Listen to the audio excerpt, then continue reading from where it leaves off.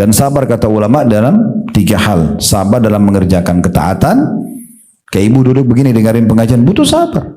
Duduk dengar, mungkin cuaca mungkin haus. Ya. Jadi salah satu peraturan nggak boleh makan minum ya. Takutnya nanti kalau makan minum ngantuk ya. Jadi contohnya nanti kalau selesai ya, kita butuh sabar dalam ketaatan. Bangun malam kita masih ngantuk, sabar.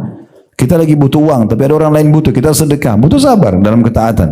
Yang kedua, sabar meninggalkan kemaksiatan.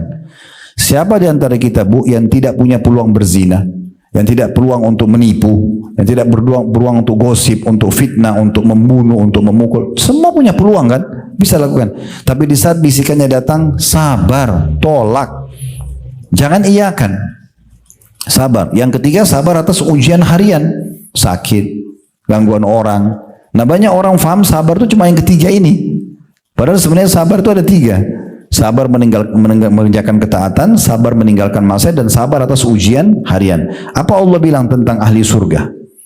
Dengarkan itu ya. Dalam surah Al-Furqan, surah nomor 25 ayat 75. Ya.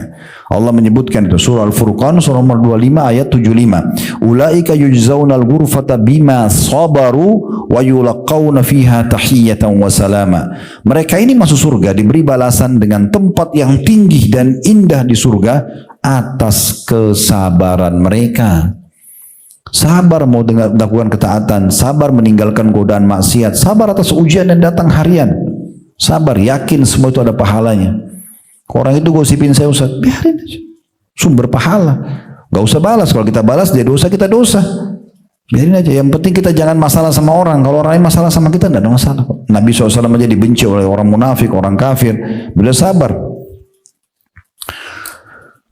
Kemudian dikatakan, saya ulangi ya, Allah mengatakan mereka itu akan diberikan balasan ahli surga ini dengan tempat yang tinggi dalam surga atas kesabaran mereka, dan di sana mereka akan disambut dengan penghormatan dan salam yang mulia gitu. Begitu juga dalam surah Al-Insan ayat 12 sampai ayat 13 ya.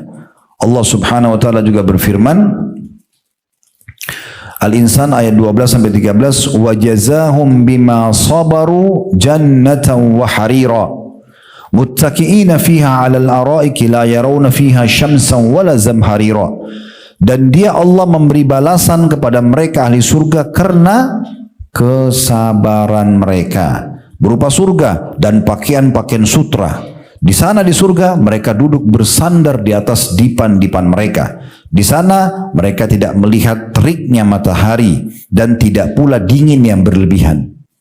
Kata Ibnu Abbas radhiyallahu anhu waktu ditanya tentang cuaca di surga itu tidak ada lagi malam.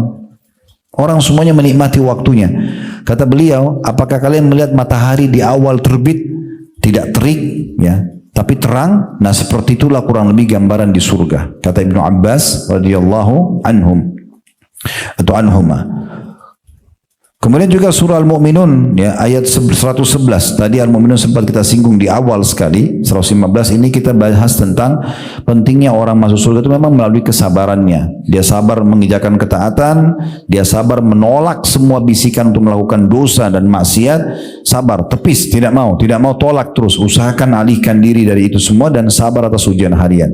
Allah berfirman Al-Mu'minun surah nomor 23 ayat 111, inni jazaituhumul yawma bima sabaru annahumul faizun. Sesungguhnya pada hari ini Allah mengatakan, aku memberi ganjaran kepada mereka karena kesabaran mereka.